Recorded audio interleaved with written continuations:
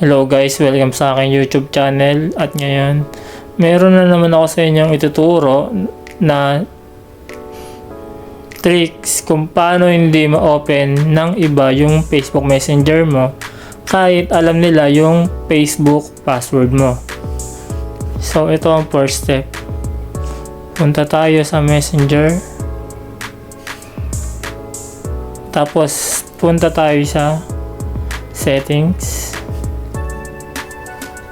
Scroll down, hanapin nyo yung Privacy and Safety.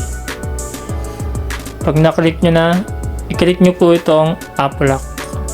Ito po sa Security. At ito po yung Unlock with Biometrics. I-turn on nyo lang po.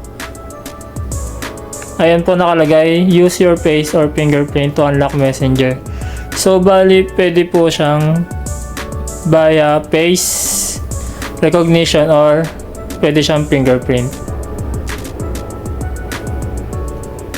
Ayan po. Tapos ano yung fingerprint nyo.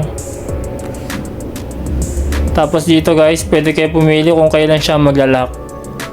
So ang pipiliin ko dito after I leave Messenger para pagka-exit ko ng Messenger is manghihingi na siya ng security. Try natin.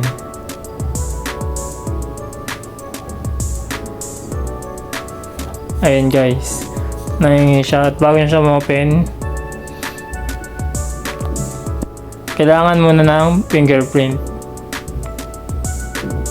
So kailangan, kung ano talaga yung naka-register sa cellphone nyo, ayun lang po yung gagana sa pag-unlock ng Messenger. So yun lang guys, subscribe para marami pa akong naturo na tricks.